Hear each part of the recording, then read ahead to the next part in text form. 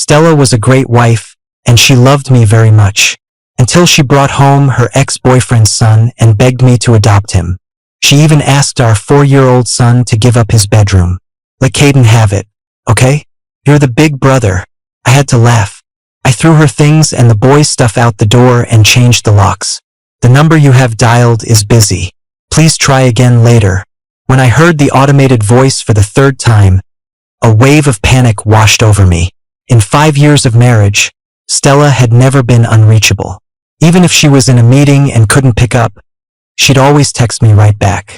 Today was field day at Michael's preschool, and at least one parent was required to attend. My mom hadn't been feeling well the last couple of days, so I was staying with her at the hospital. Stella had said she'd take the day off to go. A little while ago, I took my mom downstairs for some fresh air, leaving my phone to charge in her room. When I came back, I saw several missed calls from the preschool. The teacher told me that every other child had a parent there cheering them on, but Stella never showed. Michael was holding his soccer ball and crying his eyes out. Maybe it was because Stella and I had always given him so much love and attention, but Michael was usually a very well-behaved kid. The reason he was so upset today was because Stella had promised to help him win first place in the soccer competition, but she'd broken her promise. In the cab on the way to the preschool, I kept trying to call Stella, but her phone was still busy. Just as my mind started racing with worst-case scenarios, a coworker of hers messaged me back. Hey Leo, Stella took some PTO. She hasn't been in the office for a few days. Is everything okay at home? I typed and deleted my reply over and over. I had no idea how to answer such a simple question. Earlier this year, Stella had said she wanted to save her vacation days for our 6th wedding anniversary at the end of the year. The 3 of us were going to take a trip abroad. Why had she suddenly taken time off without telling me? I called my in-laws, but they didn't know what was going on either. My hand, gripping the phone, was slick with a thin layer of sweat. Could something have happened to Stella?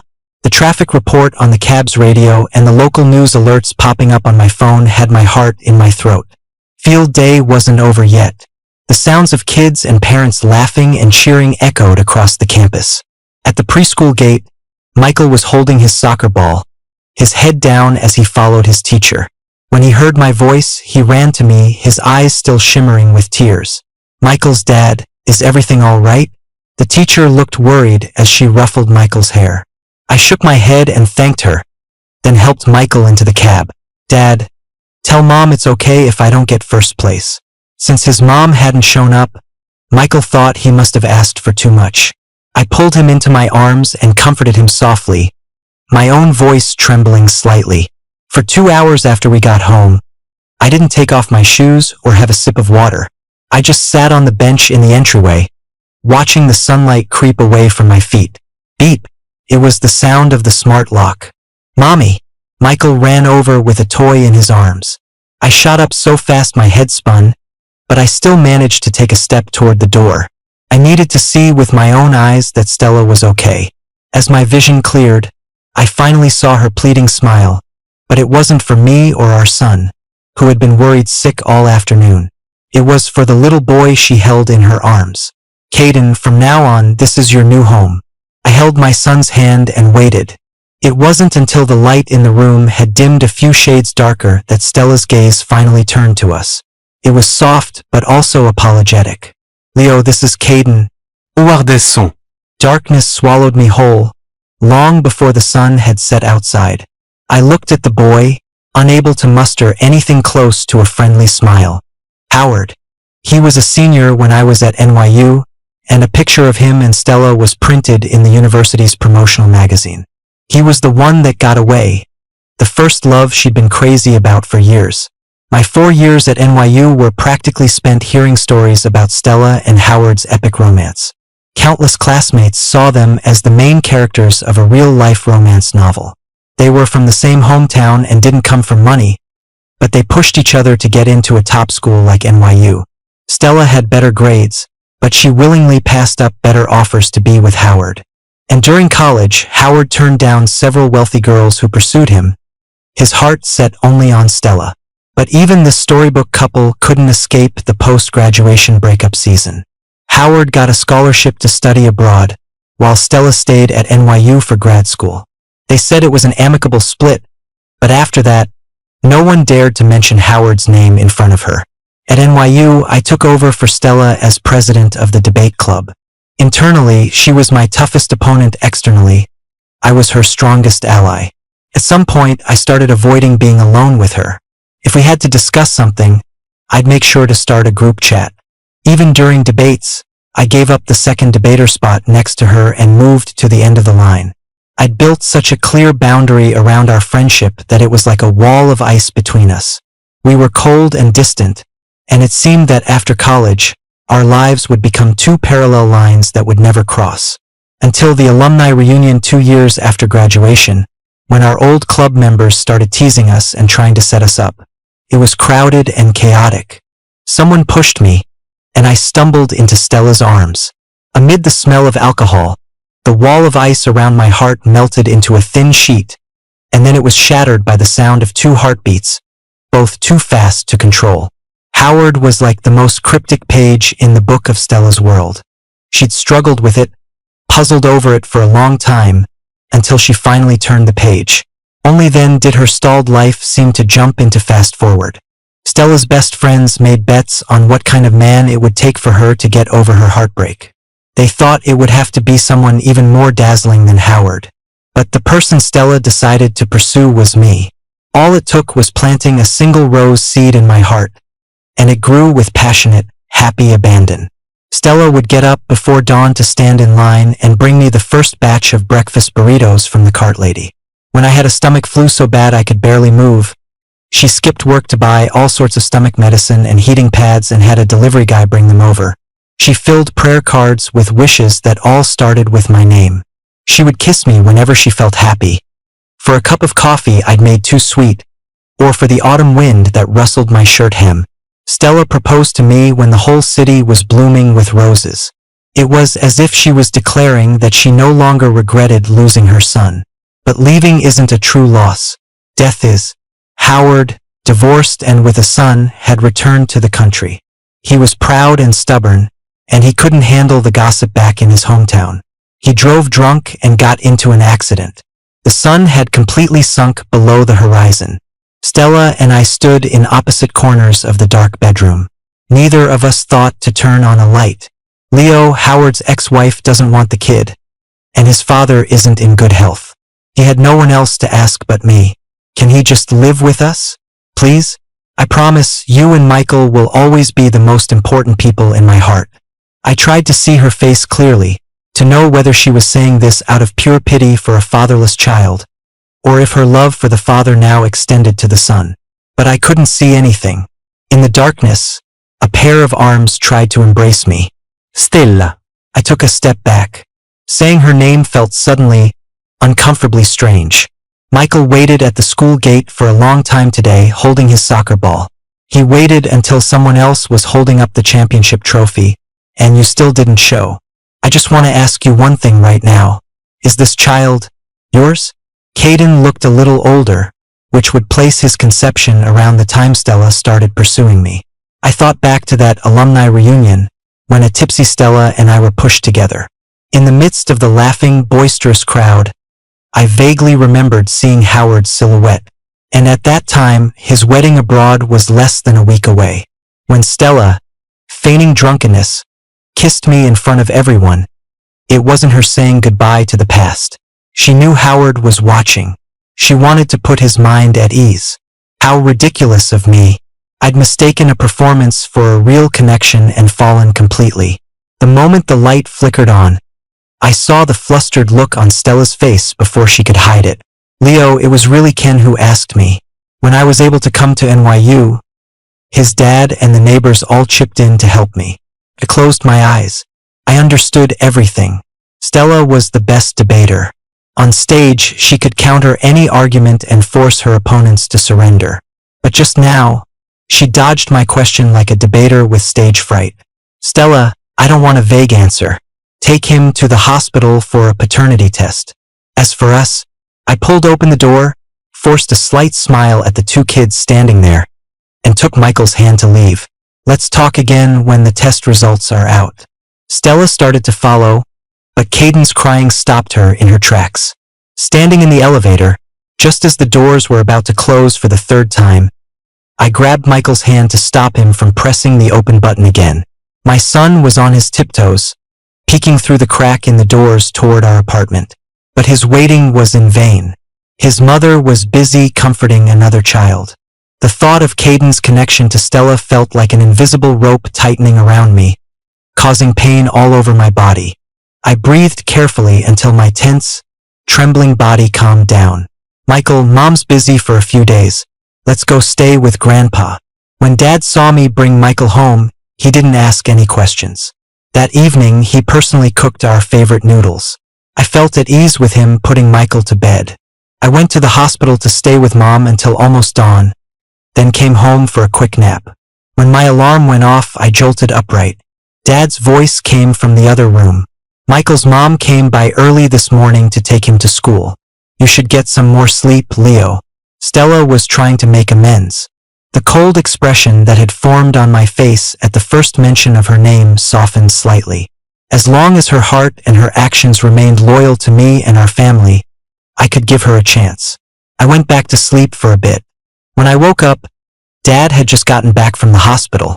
He then remembered to tell me that Stella had come back right after dropping Michael off. She was carrying fruit and milk and had been waiting outside my door for me to open it. My parents lived in an old staff housing complex, on the second floor of a walk-up. Neighbors going up and down the stairs could see Stella and the little boy she had with her, and the gossip was non-stop. When my dad mentioned the boy, his face darkened. Is that boy hers from an affair? I shook my head. I didn't want my parents to worry about that until the test results were back. Dad let out a breath, leaned back in his chair, and asked me what had happened. My dad, being a kind man, immediately felt sorry for the boy who had lost his father. But he also knew that my refusal to adopt wasn't out of sheer heartlessness. Is it that, all these years, Stella has had someone else in her heart? That question had been circling in my mind all night, a thought I hadn't dared to touch. But my dad had finally said it out loud. I should have been absolutely certain that Stella hadn't been in contact with Howard all these years. Even at class reunions, if someone brought up what he was doing, Stella would pull me to the other side of the room for a drinking game. We had full access to each other's phones, and she really didn't have any of Howard's contact information saved. And after Howard added me on a messaging app back in the debate club days, his feed had always been hidden from me. But no contact didn't mean no longing. What if Howard still loved Stella? What if Stella had known about Caden all along?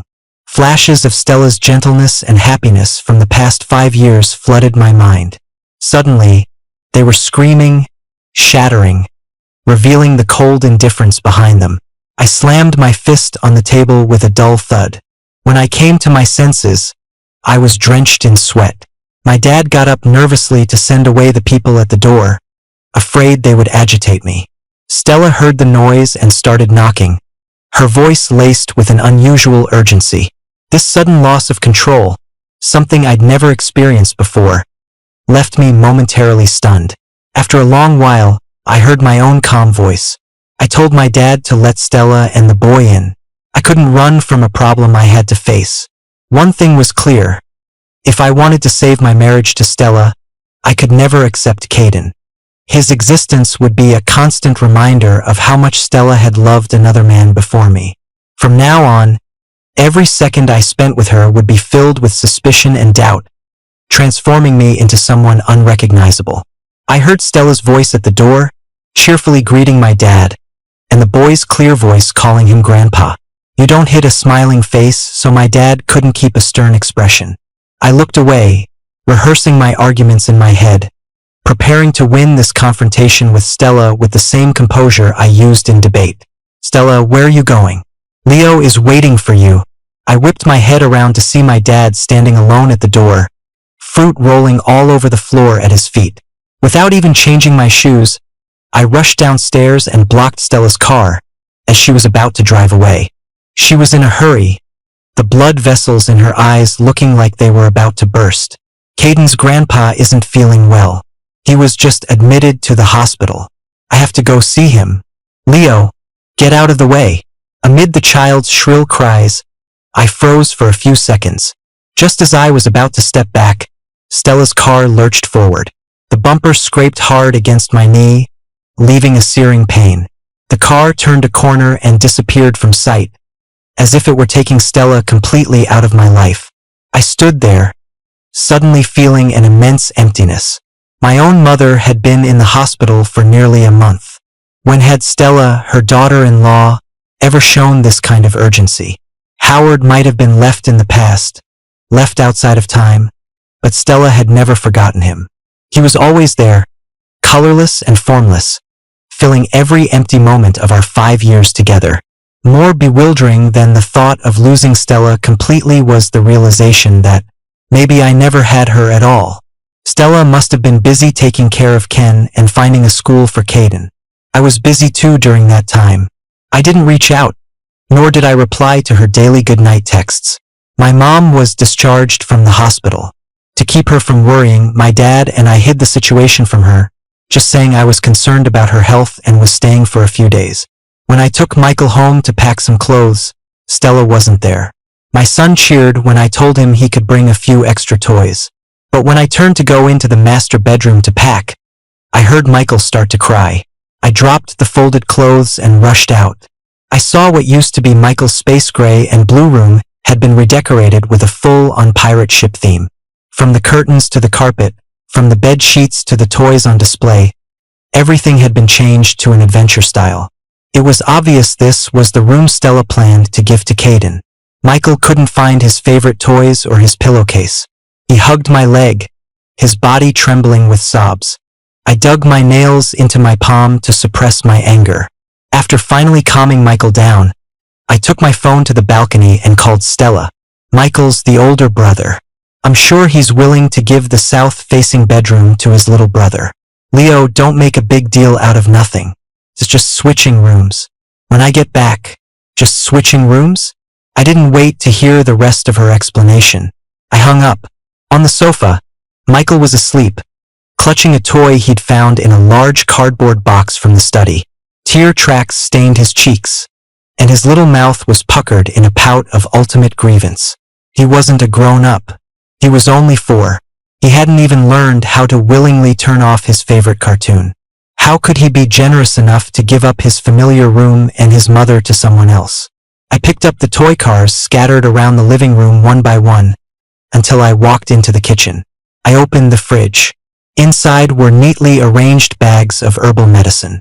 The bitter, brown liquid seemed to rise from my heart and spread through my entire body before I even tasted it. When we were first married and planning our future, Stella and I had disagreed about having children. She wanted a daughter, to spoil her like a little princess and give her the best of everything. Even though Michael was a boy, he looked like me, which thrilled Stella as a new mother. She personally designed his room. Stella had said that if we ever had a daughter, Michael would have to move into the study. She wanted to save the best southern sunlight for her beloved daughter. Now, she was giving the best sunlight to Caden. If my daughter ever came, how wronged would she feel? In the silence, I numbly tore open the bags of medicine one by one, pouring them down the drain, watching the brown liquid swirl and disappear. Then I made a call. Hello, I need to have a lock changed. I put Caden's things and a bag of Stella's clothes by the door. She would have found she was locked out when she brought Caden back. I informed Stella that my mom had just recovered and that the stairs in the old staff building were still a bit much for her, so I was bringing my parents to live with us for a while. My parents would take the master bedroom, and Michael and I would naturally take the second bedroom. Before Stella could suggest Caden stay in the den, I cut her off. Stella, the north-facing den doesn't get any sun. It wouldn't be fair to Caden. Why don't you find him another south-facing apartment somewhere else? Stella was silent on the other end for a moment, then agreed. My parents were going to pay the down payment on our apartment, but Stella had insisted on writing them an IOU. Stella worked at a multinational corporation with a good salary and had been promoted to department head the year before last. She actually had more of a say in this apartment, but she conceded. She rented a 2-bedroom near her company for Ken and Caden and moved into the company dorm herself. I couldn't say if my disappointment had grown even deeper. Stella's concession didn't bring me a single ounce of victorious joy. A debate has a winner and a loser, but the discourse itself doesn't. Just like a marriage can have a winner and a loser, but when it comes to feelings, the failure never belongs to just one person. Lately, I'd mentioned wanting to open a shop to Stella a few times, but she hadn't paid it any mind. Over the past few days, I had scoured all the storefronts around NYU and finally settled on this small shop with the right location, size, and rent. When the renovations were halfway done, I discovered the foreman was cutting corners using cheap, off-brand panels with dangerously high formaldehyde levels. Seeing that I was mild-mannered and always came to the site alone, the foreman grew contemptuous and started verbally threatening me, trying to make me back down. These scumbags didn't care about contracts or the law. I had no choice but to call Stella. Subconsciously, I still believed that as long as Stella and I were a team, there was no problem we couldn't solve. Substandard developers, rude and disruptive neighbors, and unscrupulous preschools had all been defeated by us. But by the time the foreman snatched my phone and smashed it on the ground, I still hadn't heard Stella's voice. Stella, who at our wedding had promised to always face every difficulty with me, couldn't even be bothered to return a single phone call now. She was just so busy. The foreman and his crew cornered me in the shop. They tore up the contract and started banging on the paint cans around me with their tools and scraps of wood, trying to force me to pay the final balance. I summoned my courage and continued to defend my rights, but I inadvertently enraged them. Trash the place. Teach the boss a lesson. Weren't you trying to call someone just now? Let's see who dares to mess with my business. After the foreman yelled, he was about to grab my arm. Suddenly, a tall woman rushed in from outside. Before I could get a clear look at her, she had already shoved the foreman aside, forcefully shielding me behind her, and warned that if they laid another hand on me, it would be an open and shut case for the police. I almost called out Stella's name, but in the next second, I let my hand fall limp. It wasn't her. Couldn't be her. Finally, the police arrived and took the construction crew away for suspected disorderly conduct. After giving my statement, I dazedly found myself back at the shop's entrance. The woman stood quietly beside me. She looked to be in her mid-20s, with metal-framed glasses that gave her a gentle, scholarly air. You'd never guess that just 2 hours earlier, she had stood her ground against several thugs without getting the worst of it. During the police report, I remembered her name was Ivy Lynn, a third-year grad student at NYU. Ivy, thank you for today. When the shop opens, coffee's on me. Looking at the mess inside the shop, I sighed. I was afraid I wouldn't make the original opening date. I rolled up my sleeves, about to start picking up the debris, but someone beat me to it. Ivy took off her jacket, put her glasses in her pocket, and casually slipped on a work smock. Seeing my confusion, she pointed to the now hiring sign on the door and smiled. Boss, I'm here to apply for the job. My study cafe finally opened. With Ivy helping out in the shop, I had more free time and could still take care of Michael. On the third day of business, Stella called, wanting to talk. Figuring it was time for her to give me an answer about the paternity test she'd been dragging her feet on, I sent her the address of the cafe. When I got there after dropping Michael off at school, Stella was already sitting by the window with 2 cups of coffee ordered. I looked at the dark liquid in my cup, hiding a self-deprecating smile. Stella didn't notice. She was gazing out the window, her eyes full of nostalgia. It's been a while since I've been back to NYU. Do you remember, Leo? This place used to be a flower shop. The owner had a corgi that was too fat to climb the 2 steps. Since I came to NYU, this spot has been a restaurant, a bookstore, and an anime shop, but I've never seen a flower shop or a corgi.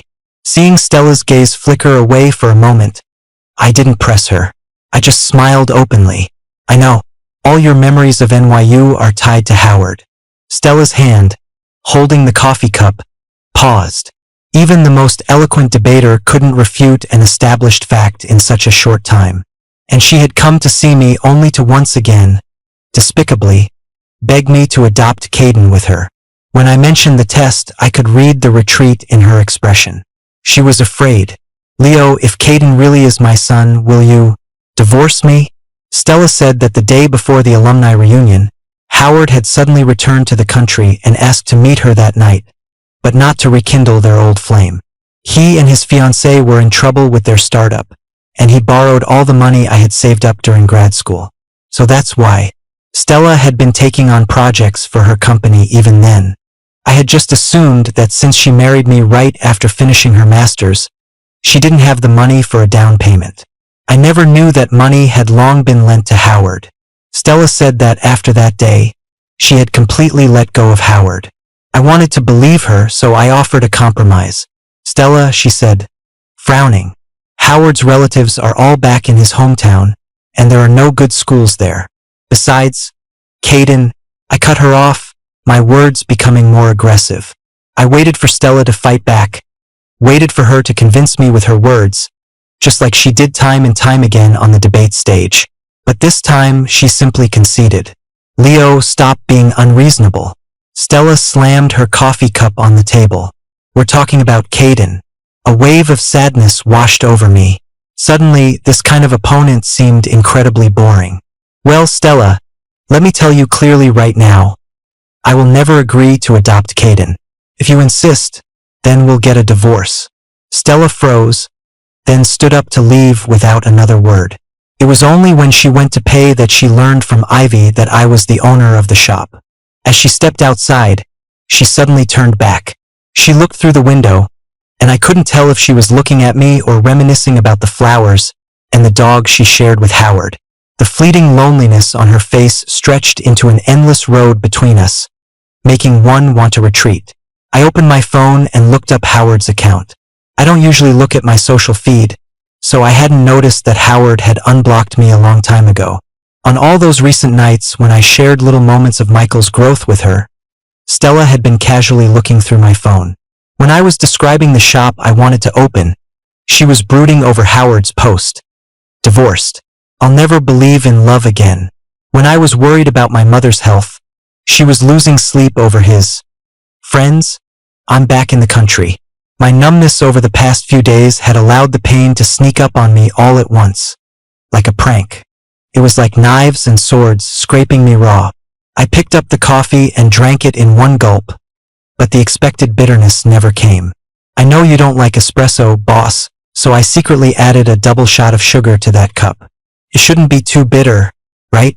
Ivy walked over, the apron tied loosely around her waist, accentuating her slender figure.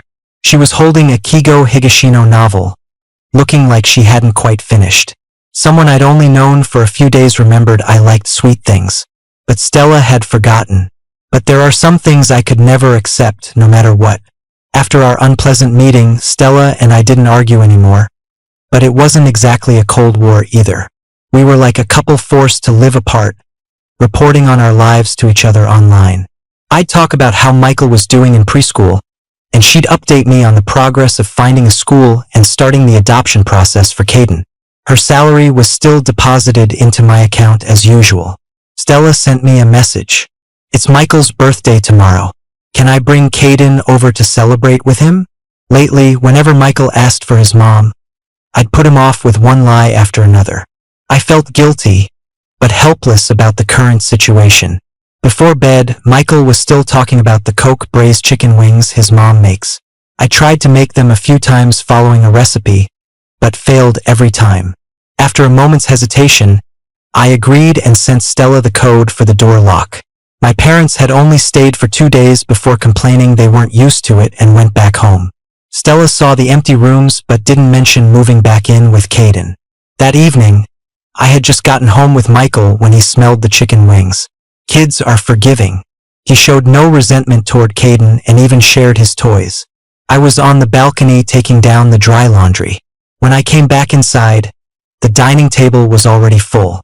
When I saw the dishes, the smile on my face faded with the heat in the air. Steamed crab, stir-fried shrimp, fish and tofu soup. Stella, our son doesn't like seafood. He's afraid of crabs. Did you forget that too? As soon as I finished speaking, Michael climbed into his seat. He saw the bright red crab claw right in front of his nose, and his lip trembled as his eyes turned red. But he sensed the tension between me and Stella in the room. He didn't cry. He just gently took my hand and sat quietly. Stella put down the last dish, steamed sea bass, and then, as if just remembering something, her face filled with apology. Caden wanted to eat it. I glanced at my son and swallowed my anger, moving the plate of chicken wings in front of him. But then Caden suddenly screamed and threw down his chopsticks, startling both Michael and me. Leo, Caden likes chicken wings too. Here, I'll get 2 plates and we can split them. Stella was busy comforting Caden, busy taking the chicken wings away, but she didn't notice the disappointed look in her own son's eyes. Stella. I snatched the plate back and put it in front of Michael. Today is Michael's birthday, not his. How many more times are you going to disappoint me and our son? The dining room fell silent, making Caden's sobs seem even more piercing. Daddy, I want to eat cake.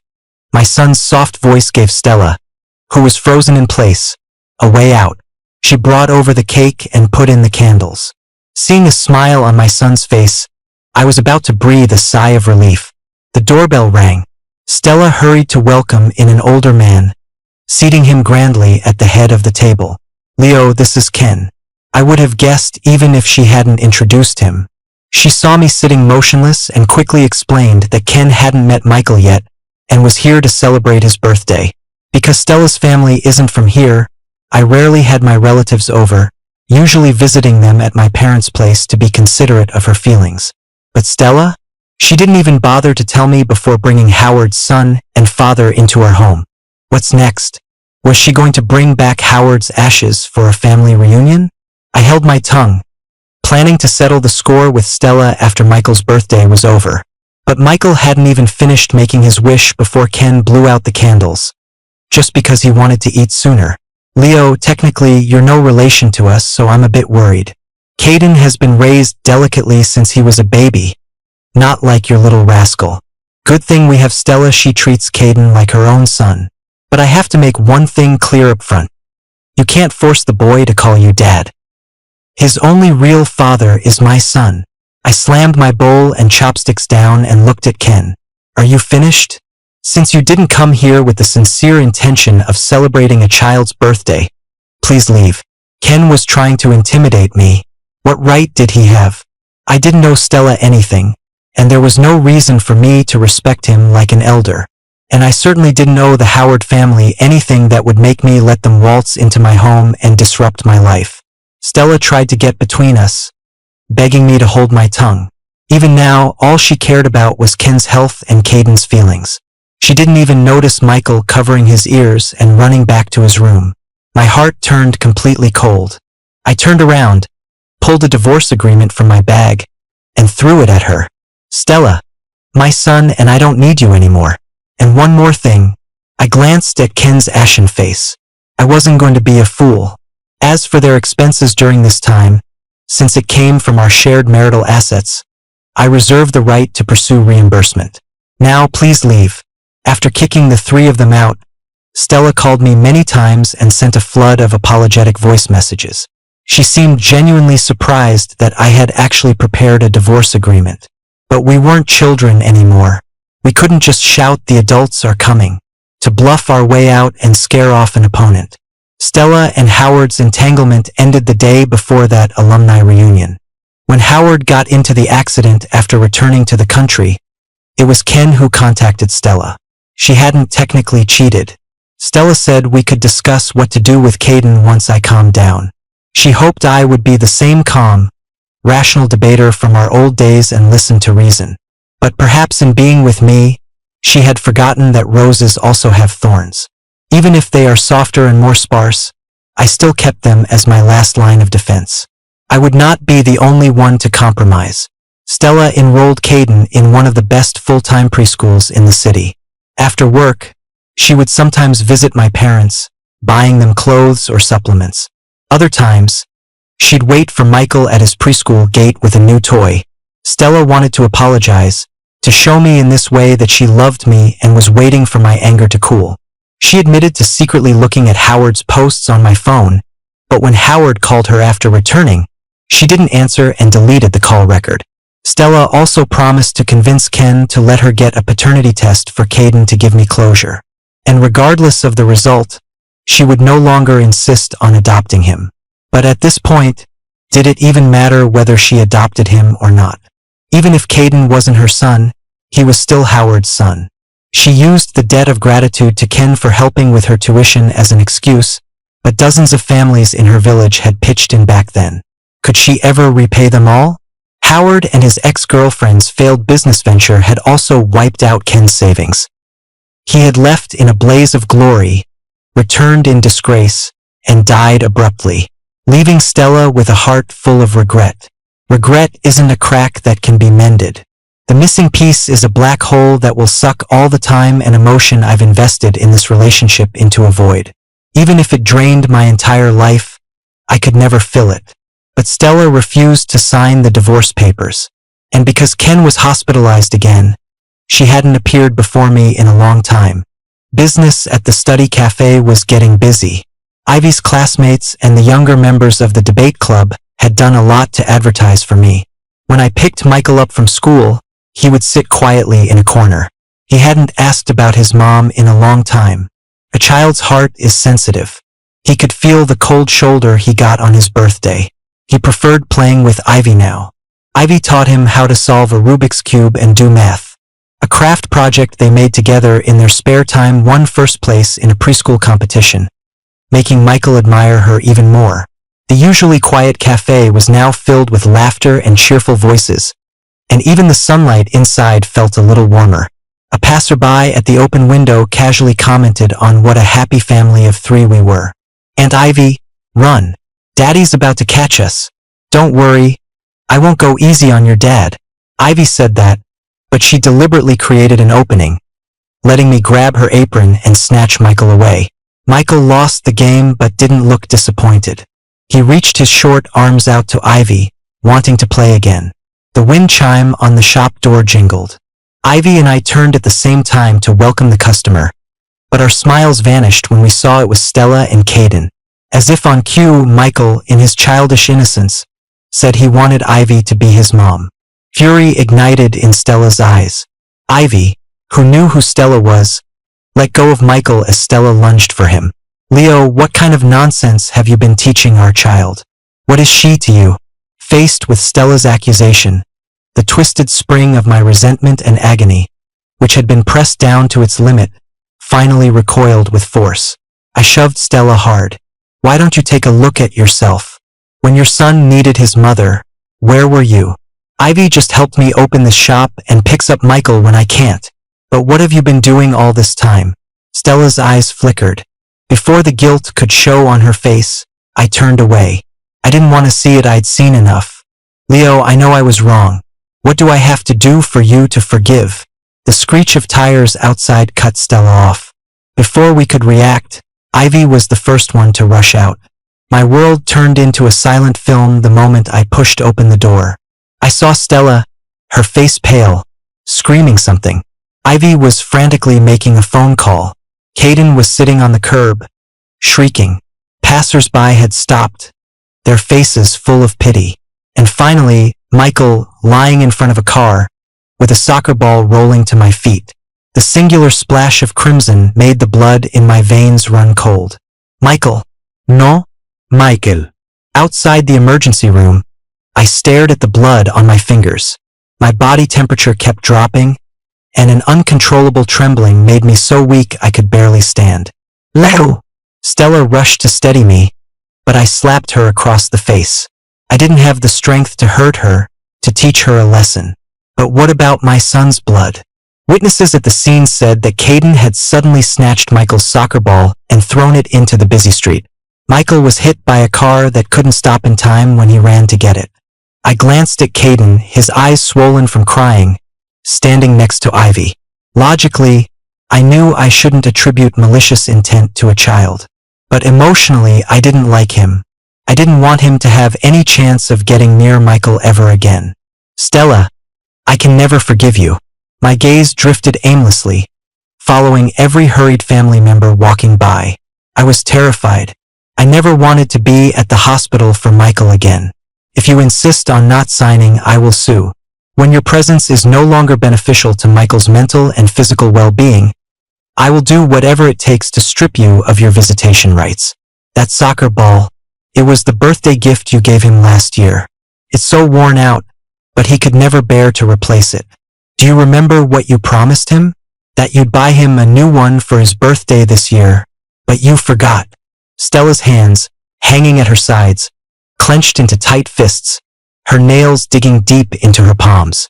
She slowly leaned against the wall, buried her face in her arms, and her shoulders began to shake uncontrollably. Thankfully, Michael's injuries weren't severe. After surgery to set the bone, he only needed to be observed in the hospital for a week. Stella was going to take Caden to Ken's place first. Ivy bought some food and stayed with me at the hospital room. Trying to distract me, she started telling me funny stories from when she first started at the university. Back then, there was an old man by the west gate who tried to scam students. He cornered me once, and I couldn't get away. It wasn't about the money, but I almost missed an exam. Then, a hero appeared. A senior student talked the old man down in just 3 minutes, leaving him red-faced and scurrying away in embarrassment. Ivy paused, put on a pair of black-rimmed glasses, and looked at me.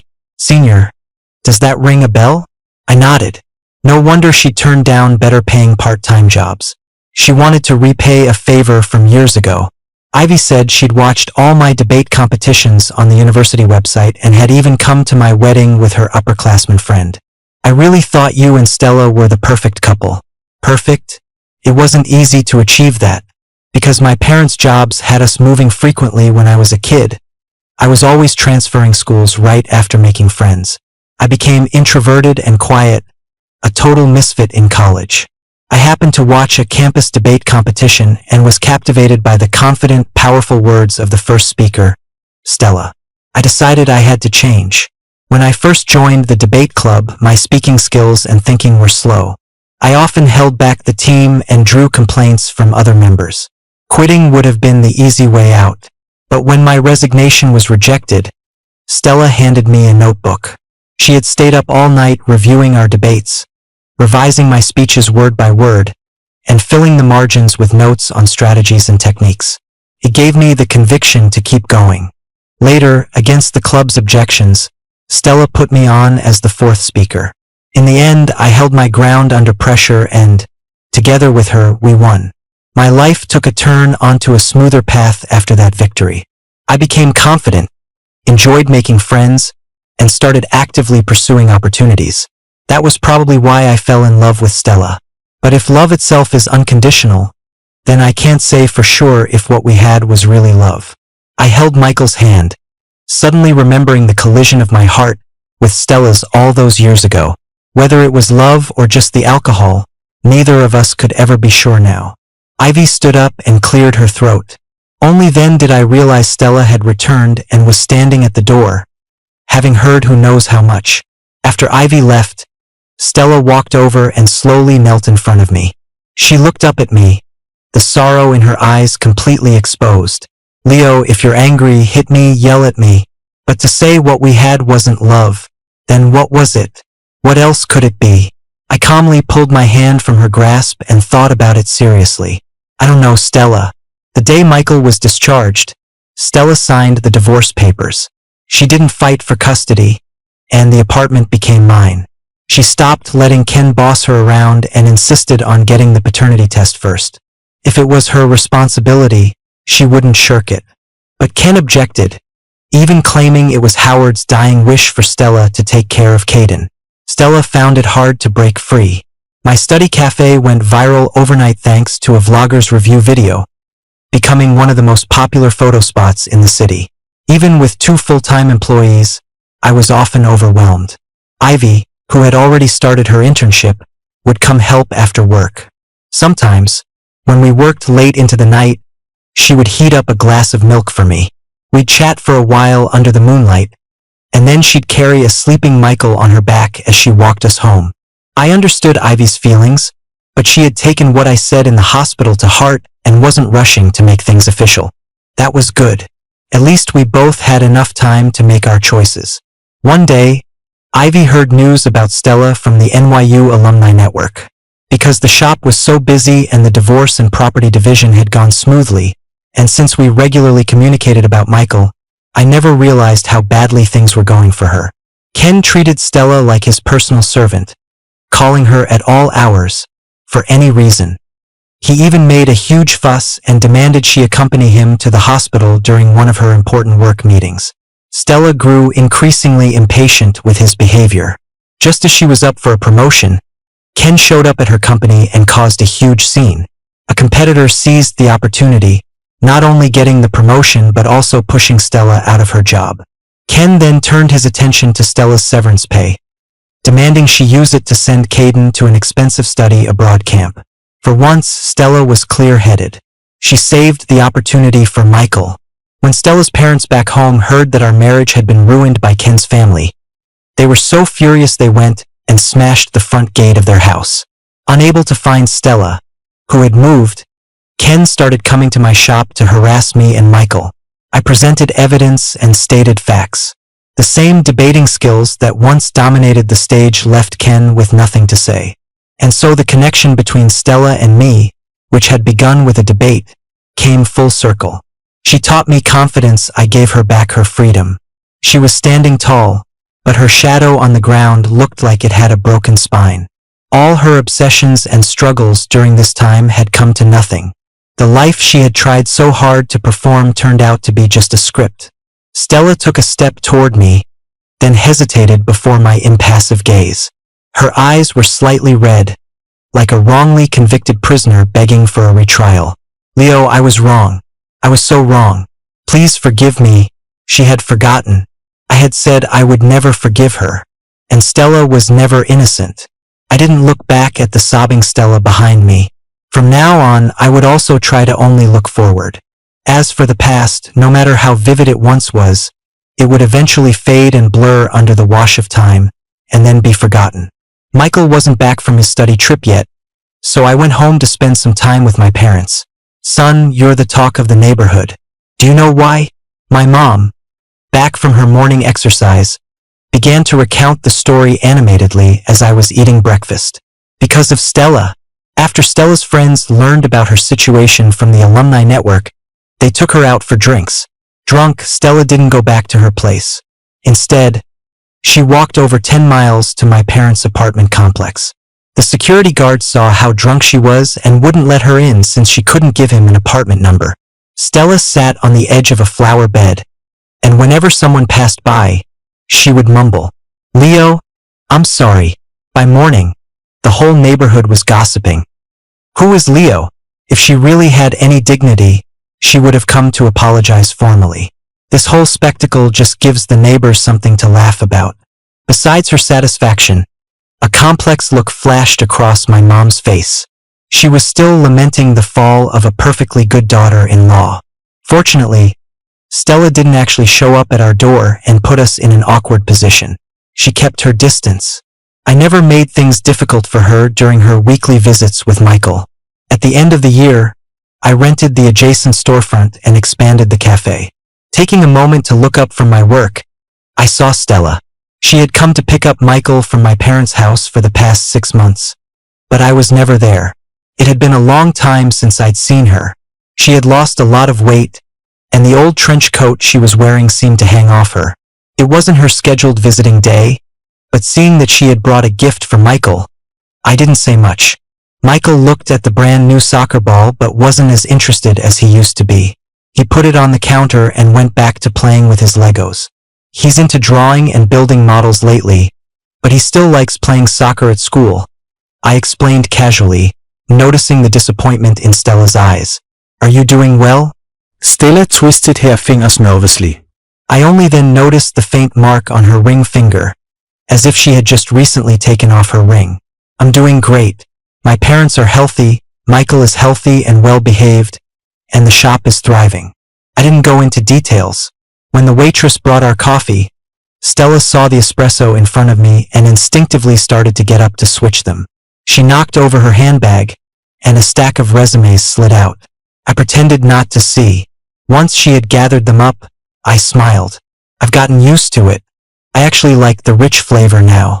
Sometimes if it feels too bitter, I just add some sugar or milk. It's not like it has to be the same forever.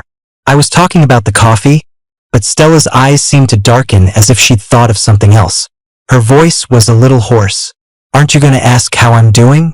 I stirred my spoon without answering, just watching the dark liquid swirl, its rich aroma instantly filling the air.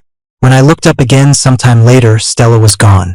Later in the evening, Ivy came to the shop after work, expertly put on an apron, and started clearing the coffee cups from the tables. Suddenly, she found a bouquet of yellow roses by the chair where Stella had been sitting and brought them to me. Who sent the flowers? Is today a special day? I thought for a moment, then shook my head.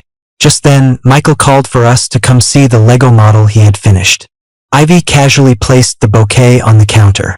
When we walked away and looked back, it glowed in the dim light, bright as a ray of sunshine.